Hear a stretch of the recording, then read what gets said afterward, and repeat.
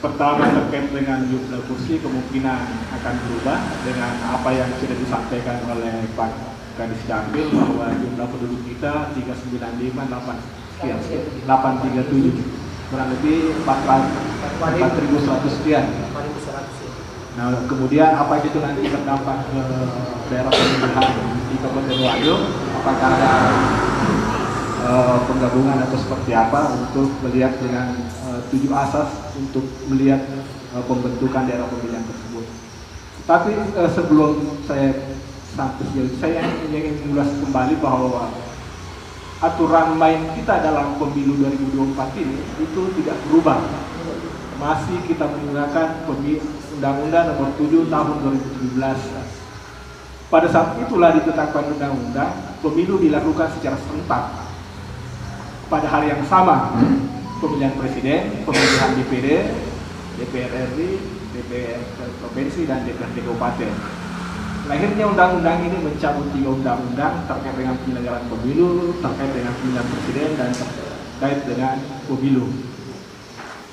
Nah, di dalam undang-undang yang berjumlah 203 pasal ini mengatur tentang penyelenggara, mengatur tentang penyelenggaraan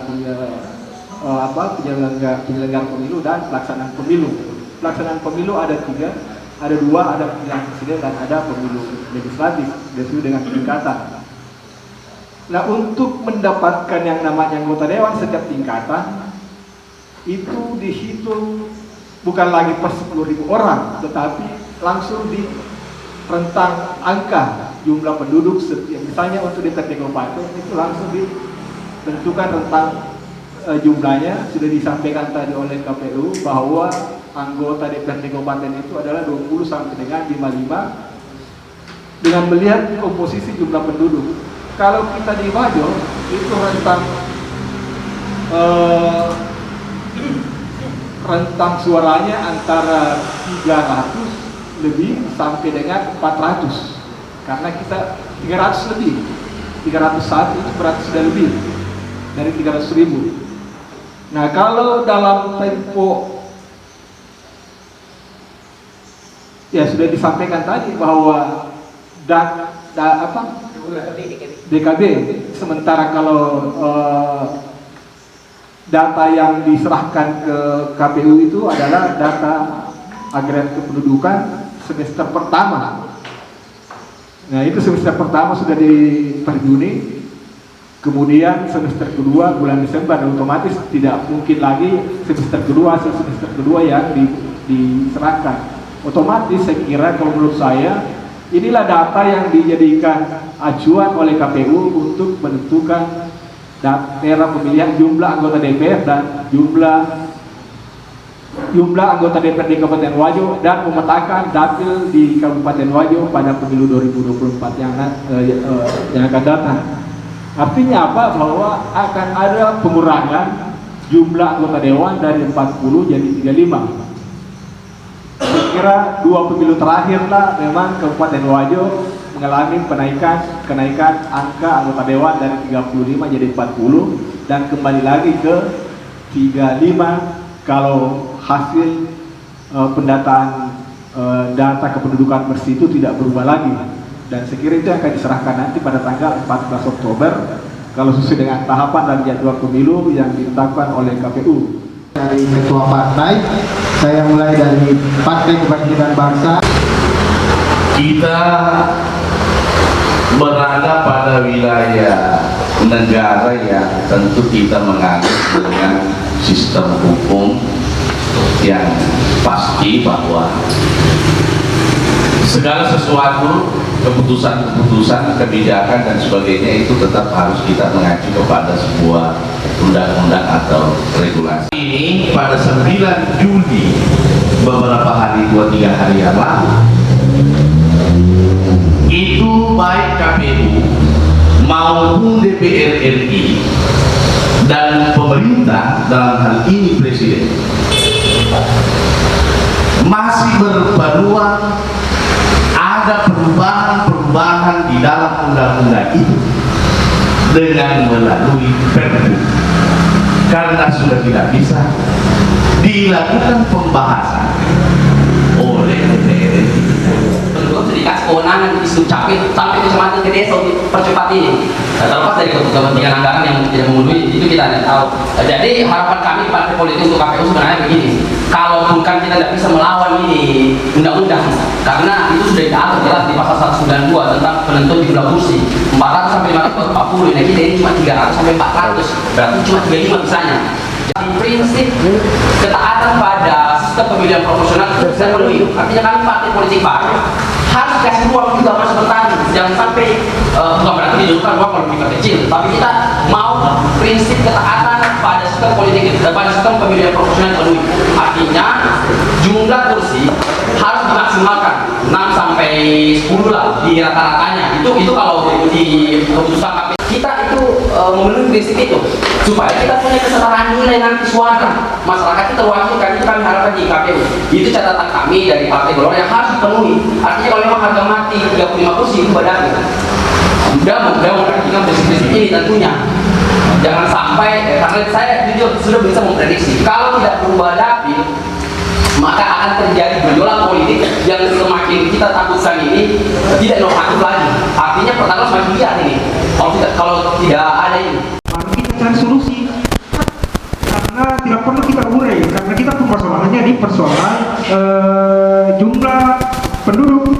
Jadi kita bersepakat dulu kapan tidak sendiri barang, baru kita carikan solusinya. Kita berkolaborasi atau kita bersepakat hanya 35, itu saja dulu. Saya kira demikian. Assalamualaikum warahmatullahi wabarakatuh. Mengcover fasilitas kesehatan yang menangani kelahiran, tapi juga bukan hanya kelahiran, termasuk kematian. Kematian juga kami sudah lakukan kerjasama dengan Capil memberikan kewenangan kepada kami menurunkan kewenangan itu kepada Kepala Lingkungan dan Imam Lingkungan. Jadi KPU Kabupaten Wajo sekarang ini sedang roadshow ke semua partai politik, Pak. Itu dalam rangka silaturahim, dalam rangka mendekatkan, menjaga jarak yang sama antar partai politik agar tidak ada yang kami rugikan satu sama lain. Kami ingin teman-teman di partai politik ini berkontestasi secara fair dalam regulasi yang jelas. Makanya kami selalu hadir. Bahkan di partai yang baru kami yang mengajak. Kalau mau datang ke KPU, kami akan memberikan penjelasan dan pendidikan politik demokrasi yang ada. Nah, baik. Tadi saya mengapresiasi kepada Ketua KPI, keduanya Pak Camat juga atas ada dorongan, ada upaya untuk menggerakkan ini masyarakat. Karena data yang kami dapatkan, Pak, di kalau tidak salah Loa, ya Tarsitolo itu, Pak, ada orang tua jompo. Apa alasannya? Dia malas lagi mengurus KTP. Nah tentu ini tidak bisa akan kita menunggu. Tentu ini kita yang harus mendatangi sebagai bentuk suatu pelayanan. Nah kami di KPU Kabupaten Wajo itu mendeteksi itu dari data pemilih berkelanjutan. Ada toh gunanya, Pak, yang data pemilih berkelanjutan ini. Mudah-mudahan kalau tidak salah itu nanti di DAK2 yang digunakan. Nah, kami tinggal menunggu dari Capil, dan saya berharap kepada Pak Kadis, kalau misalnya memang itu 39 berapa tadi? 395, 837 itu sudah fix untuk semester satu itu. Saya berharap untuk datanya bisa disampaikan kepada kami supaya kita membuat kajian-kajian yang lebih komprehensif. Terima kasih, lebih dan kurangnya mohon dimaafkan. Karena sekarang itu kita sudah pakai siap nasional, kita bisa kepentingan sama dengan bank, gitu. Yang dulu itu, Pak, data itu cuma berlaku lokal. Jadi datanya wajar, cuma kita bisa buka datanya wajar untuk saya. Sekarang tidak, data yang ada di Wajo seluruh Indonesia bisa kita lihat. Begitu juga sebaliknya ke kabupaten lain itu dulunya. Jadi memang waktu itu, Pak, waktu 400.000 jumlah penduduk itu memang bukan penghapusan. Artinya kita bisa pungkiri ada 3 panggilannya, termasuk banyak meninggal. Alhamdulillah sekarang, Pak, ada kerjasama dengan pihak dan memang menjadi target nasional juga itu penilaian di Dukcapil Kabupaten Kota. peringkat-peringkat itu menyangkut masalah pelayanan, itu masalah kematian Pak. Atau kematian kita harus ada lapang hitam di situ. Dan kita apa yang juga tadi Camat sudah bentuk kerjasama beberapa kecamatan. Jadi sekarang dulunya itu Pak di Distrik Capil itu yang ngurus atau kematian itu cuma 2 Pak. Pegawai negeri atau ada bersangkut dengan bank atau asuransi itu. Kalau masyarakat biasa tidak ada. Beda kalau di Bali Pak. Waktu kami kepada Distrik Capil dulu 2009 sampai 2013, kami sama dulu Pak Takwa ke sana di Jimbrane itu orang meninggal di sana itu Pak umur 0 sampai 25 tahun dikasih uang santunan wanduka. Kalau dia melapor di Distrik Capil wanduka 2.500.000, kalau 25 tahun ke atas itu 3 juta.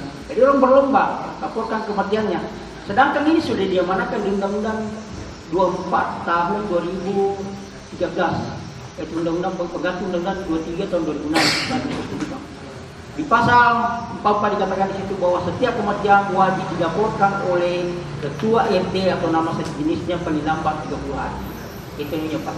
Dan alhamdulillah kita sudah berkat kerjasama tingkat desa, ada sekarang kita bentuk semacam satgas akte kematian.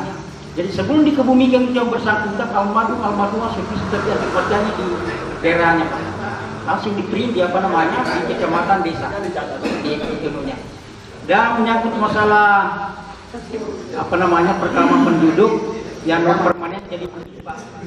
Ada 2 regulasi yang diterbitkan di Distrik Capil berlaku 2022 ini 21 April, yaitu Kemendagri 3. Kemendagri 3 menyangkut masalah penulisan dokumen pencatatan sipil.